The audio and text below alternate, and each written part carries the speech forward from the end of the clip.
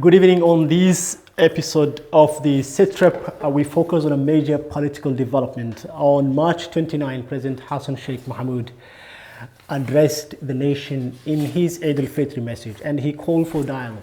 He suggested a platform for dialogue, bringing together Somali political and community elders.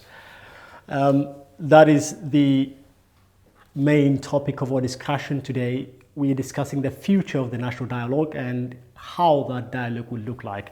We are joined by Mohamed Abdirizak, former Minister of Foreign Affairs and International Cooperation of the federal government of Somalia, and an election expert in Nairobi, and Hale, veteran journalist, former BBC Arabic journalist. Gentlemen, welcome to the show. Minister, to begin with you, do you think this is a genuine dialogue or another political circus to appease the international community and perhaps ease the pressure from the international partners? What do you reckon? First of all, let me say thank you for having me on the show. This is a very important and timely question. What I would like to say right from the outset is that the President's call for a dialogue is a welcome step. Correct. But its success hinges on genuine inclusivity, transparency, and a commitment to addressing pressing challenges. In my opinion, two objectives have to be prioritized, and that is restoring public trust and delivering concrete outcomes, particularly in security and elections. Do you think public trust has been lost, Excellency? We know the situation of security here, but do you think the public trust with regards to elections and inclusivity and representation and process legitimacy has been lost? There's definitely public trust is shaky in different fronts. Number one, on the side of security, we know that Al-Shabaab has made some gains, and I said this many times, that with serious focus in building morale of the Somali National Army, they can fight Al-Shabaab with the public standing behind it.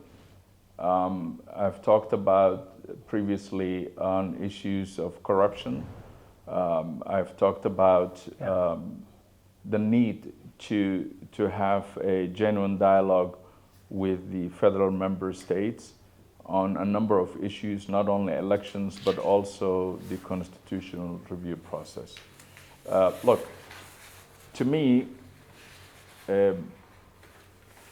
this national dialogue is an opportunity and should not be wasted. And that opportunity, what I see is that the President, together with opposition voices, federal member states, civil society, can have a serious discussion to form a consensus government. A consensus government is important to show that we can, as a country, overcome political fractures and defeat Al-Shabaab and hold credible elections. But all those voices have to be in there. And the President has the opportunity to show that leadership. Well, you're suggesting the formation of a consensus government. Do you mean to say the current government in place has essentially failed on all those things that you've raised? I would say the government has lost an opportunity. And this is, again, another opportunity to achieve all of that. What you might want to ask, what could a consensus government do with the remaining time? I will not be prescriptive. That should be for the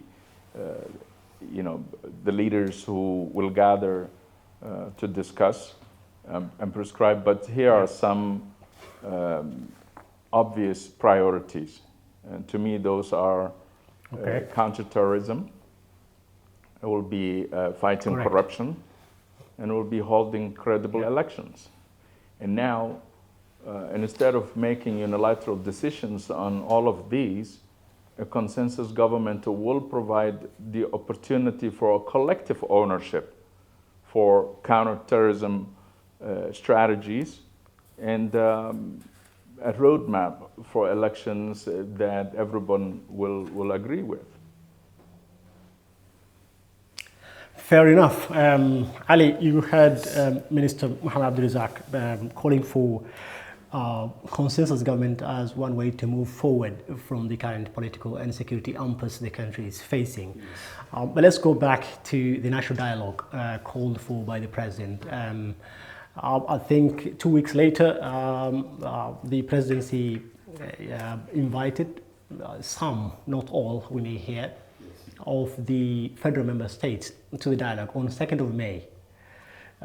So the question is, who are the real stakeholders?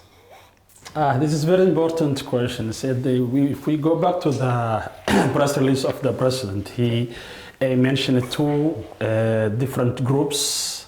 First, the NCC, National Consultative Council, which is... those are the federal member states? Yes, Council of Member States. And other different groups, namely elders and the leaders of the society groups in Somalia. Although it's not classifying what President means when he talks about the different groups of the society. But we have now here these two groups, the NCC and the civil society leaders. Perhaps there is some sources talking about former presidents and former prime ministers, and some who have not been invited groups. Have they been invited so far? Until now, they are not invited. Correct. But we have only the invitation that sent to these people, and according to the press release, also we understand that the dialogue will be in two phases. First, with the NCC, and second with the civil society leaders. So this implies that we have two or more sessions of dialogue between the government, the president, and other groups of the society. So I think we will see different sessions, maybe 3, 4, 5, in a long period starting from 1st May, and we don't know how it will end. One wonders, Ali, how is this NCC different from the NCC of last year? Really, according to what we have seen last 15 years or more, that the last year of every government, the crisis rise up, and we go back to the dialogue, consensus, changing faces, something like that, or a crisis in the government, the parliament and the ministers, or something like that. But what we have now is we have only 1 year remaining from the mandate of the ruling elite now, parliament and president and the government. So it is normal to see the crisis. But what we are, my minister, Abdirizak, he calls for the consensus government. I think if we change faces now, it will not add anything to the situation now. So just it is saying to keep the old faces or to change the faces, and it will be, it will not be different. It might satisfy some groups, but it will not make a difference. Well, the argument is the old faces have not done much. Yes. There's that argument. Minister Mohamed, let me come back to you. You are an elections expert, so take us through process legitimacy with regards to what has happened between last year and now. The change of the constitution, the formation of the Elections and Boundaries Commission, the passing of the laws, the party's law, the political party's law, and the elections law, where we are today. How legitimate is that process? Do you think if political dialogues begin today, there is a likelihood that all these will be shelved or reversed? So, first of all, about the legitimacy of an election.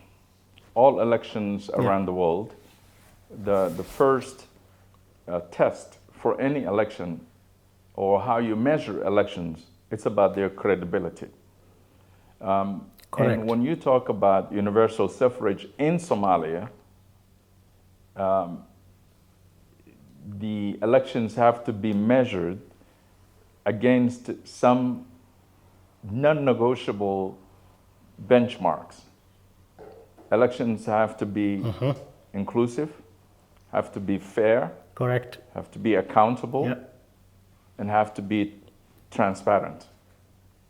Now, these four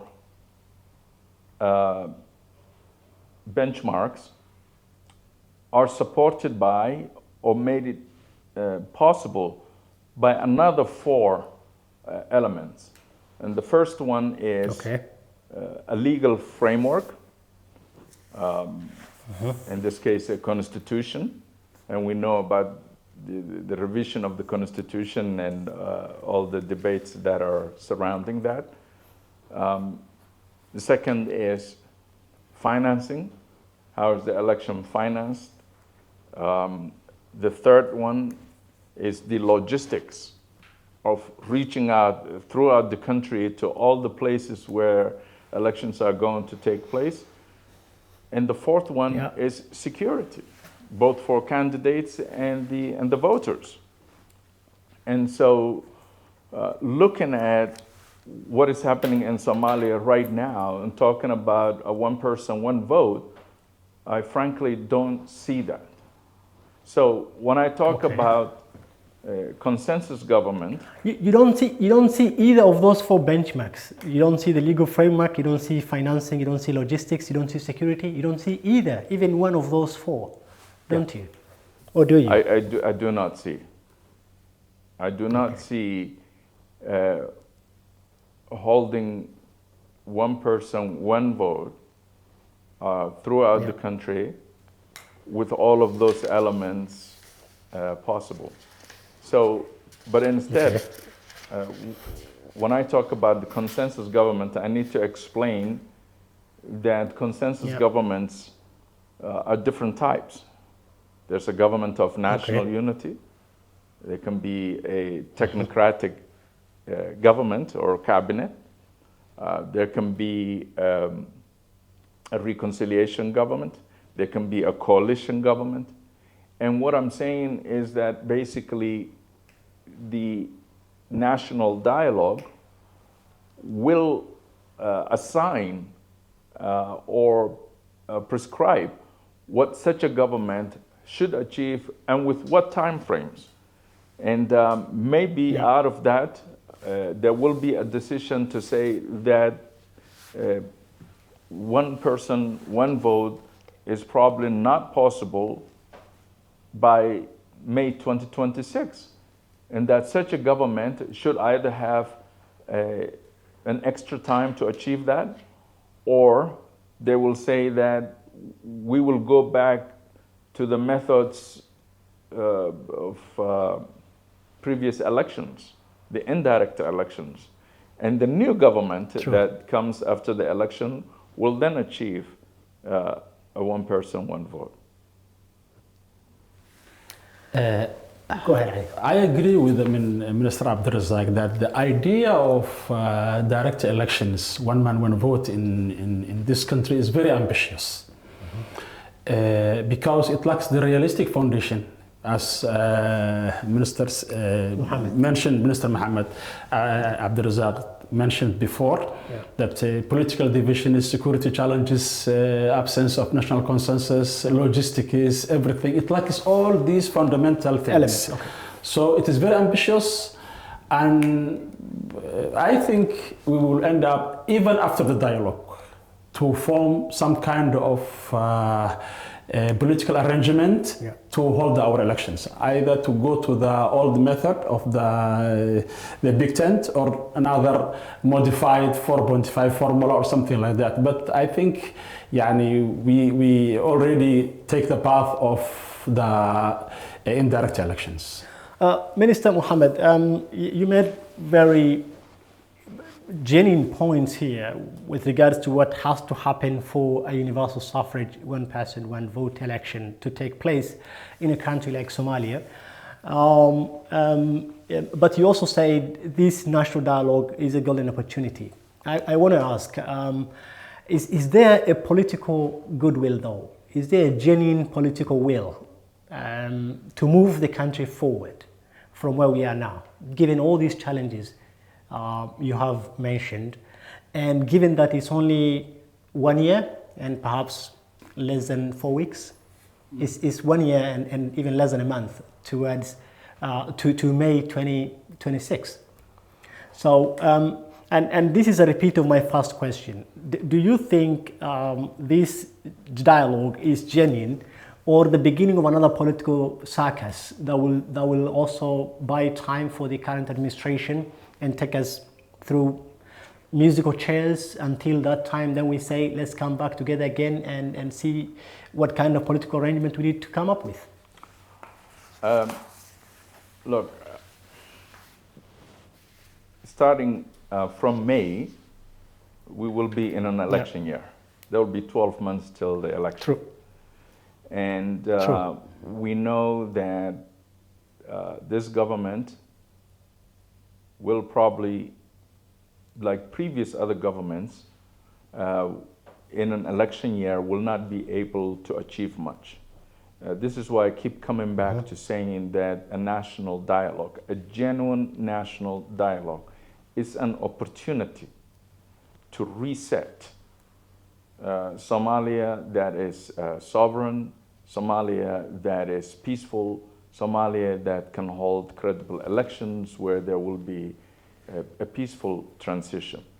And this is why I welcome the President's call for this. But what the President is thinking and desiring to do versus what he or his team are able to do are two different things. So the opportunity is for all political stakeholders to come together. Let's put our different hats aside and help with this process of both national dialogue and steer the country away from a collapse or Al-Shabaab takeover or any of those very undesirable possible outcomes. And to me, once again, you've seen Somalia has also been in the news elsewhere, including in the United States, where the New York Times has put an article that is, being read by many in the U.S. government. You have seen the continuation of the national emergency with respect to Somalia, which essentially shows that our partners are still willing to engage with our country in our fight against terrorism, and we should not take those things for granted. And the least we can show is that we can come together and at least agree on what type of elections are we going to have.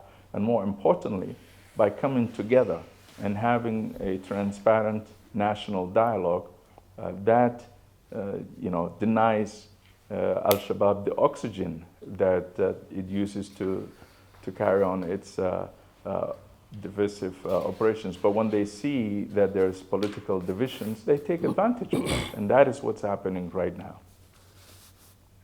Fair enough.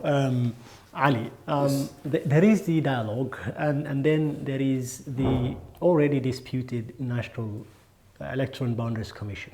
Yes.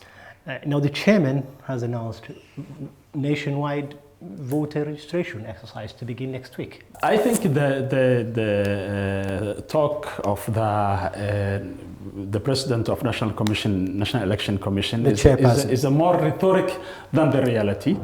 So because we are hearing a huge statement is that telling us every day that the deadline is approaching, the political parties are registered, after 3-4 days we will start the voter registration or something like that. Yes, we can start something, but this is, I think it is a long-term goal that can only be achieved gradually over generations, but our government says we will achieve it in a 1 or less than 1 year or something like that. So I think that is merely rhetoric. That's one thing. Yeah. The other thing is the time we started the dialogue between the government and the other stakeholders. Yeah. I think the fate of election committee itself will be on the table. Okay. So I think there will be a political arrangement at the end of the day. Yeah, Minister Mohamed, Ali is saying all this talk about voter registration, political party registration, he's saying this is all political rhetoric, and that at the end of the day, at the table to discuss real elections, there will be a political arrangement, and that will lead us to indirect elections probably. But let's entertain the idea of the Electoral Boundaries Commission holding elections. There's a critical aspect of budgeting. So we haven't seen an elections budget yet.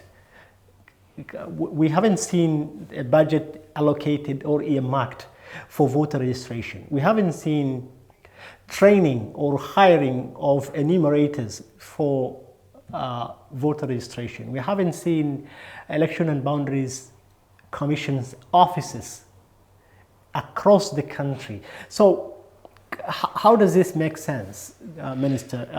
Do you think this whole idea of voter registration starting next week across the country is plausible? Yeah. Okay. So I wanted to say a couple of things. First of all, on your last question, the National Independent Electoral Commission has to truly be an independent commission. Correct. Not a commission appointed by the executive, for example. And that is where, in our situation where these systems are not very well established, coming together and agreeing on that consensus is all the more important. Second thing, about the finance you just talked about, I'm not aware of a budget that was passed by the parliament, budgeted and in the government accounts in the central bank to run the elections. Elections are very expensive, but I cannot go by rumors, but what we're hearing, if true indeed, that some 10 million has been allocated and put in an account, then I think that contributes to the lack of trust in the process. If what we're hearing is that contracts for equipment or ballots or whatever has already been issued, that again contributes to the lack of trust in the process. So, I mean, it is not only about trust, but it's illegal without having that transparency and without having the institutions that are supposed to be having an oversight are not involved, then we really do have a big problem. And out of this national dialogue, one of the outcomes could be agreeing on or validating the existing National Independent Electoral Commission. or coming up with Yeah. with a new one. I mean, that is, so those are some serious issues that have to be discussed. The second point Yeah. that I also wanted to make is that back in 2017 and beginning of 2018, I was a senior advisor to the former president on elections and democratization. And this is a field that I've worked on for several years, not only in Somalia, but worked with international organizations such as the National Democratic Institute in Washington. Yeah. As I was the chief of party for that. So what we have done while I was the advisor to the president is to seek the collaboration of the Independent Electoral Commission, the Boundaries and Federation Commission, the relevant parliamentary oversight committees, as well as the ministries of Interior, Ministry of Constitution and Justice, the offices of the President, the Prime Minister, and brought everyone together to work on a model that is possible in Somalia. So if the President and the current government are very serious on implementing that, they could just go back to that. But instead, what I'm hearing is that, for example, only 2 parties will be allowed. That's further closing the democratic space, and that should not be there. True.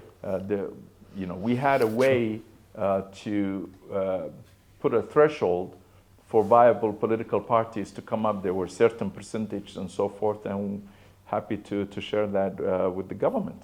So that is what is more likely. It is a proportional representation system that has mechanisms to ensure women's participation in allocated seats.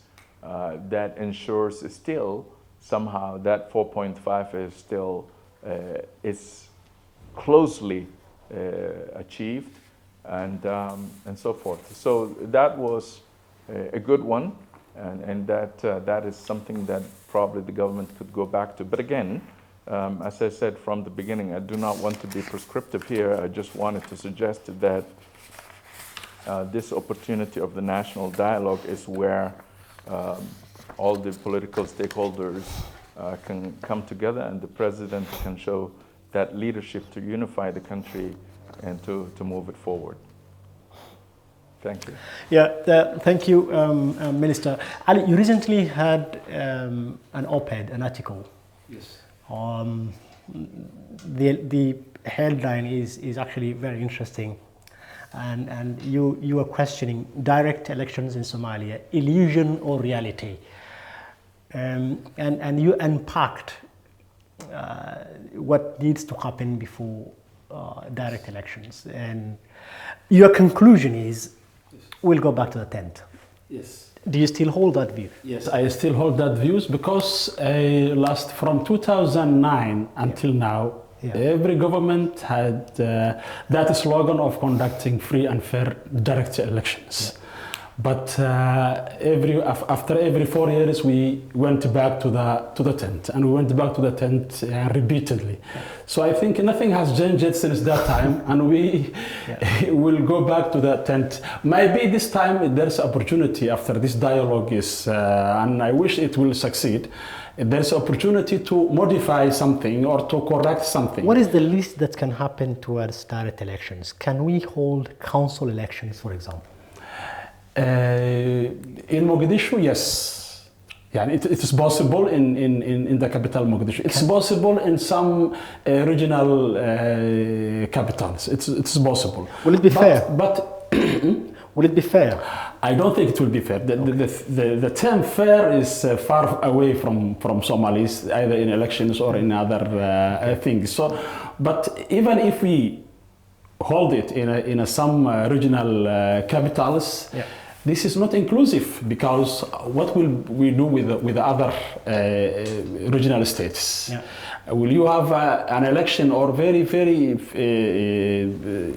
short elections, or maybe some quick elections in some areas, and give the name of direct elections? Then the rest of the country, where it will be. Yeah. So I think, as I said in my conclusion in my op-ed article, that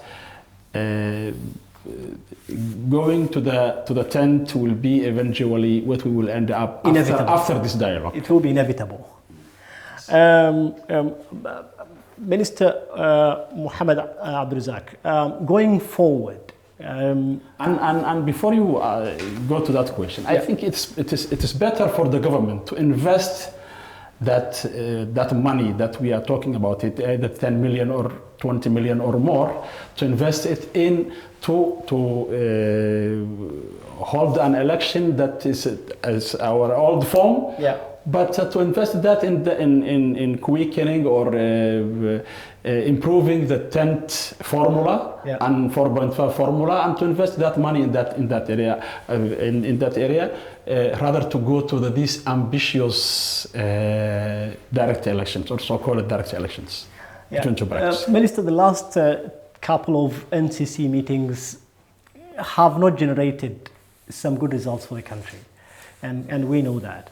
And right now, even as we look forward to this dialogue, we hear some of the federal member states have not been invited for various reasons. And there's a possibility of others not coming to the table as well. What must be done for us to have a genuine dialogue, a genuine political dialogue? What must be done for this platform to really work going forward? If there's no genuine inclusivity,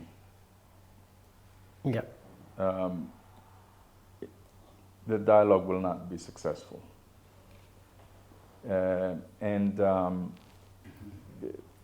We talked about elections, and that is just one part of it. But what I also talked about is the need for all of us to focus on security.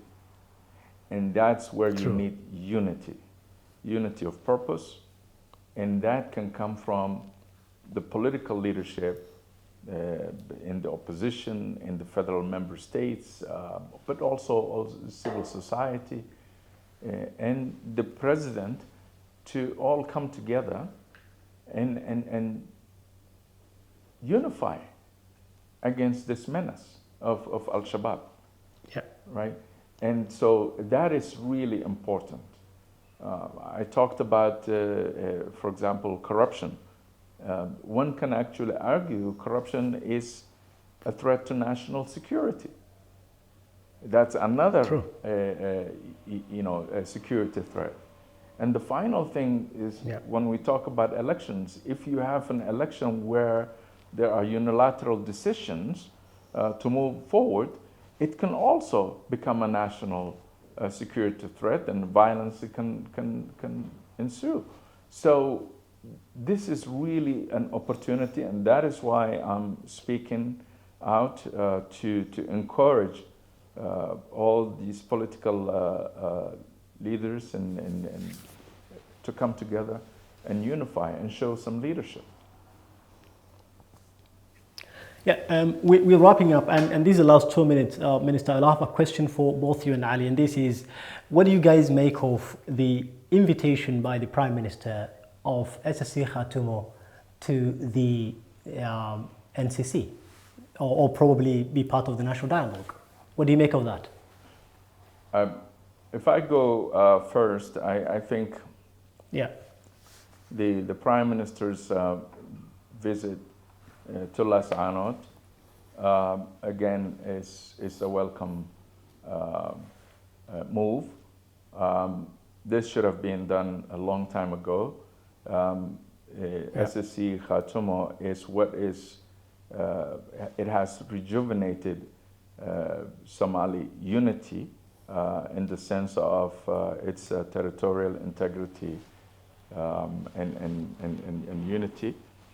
And it has to be supported, but it also has to be done in a genuine way, not political gimmicks or sideshows, or to get others to be unhappy about the process, or to create, let's say, further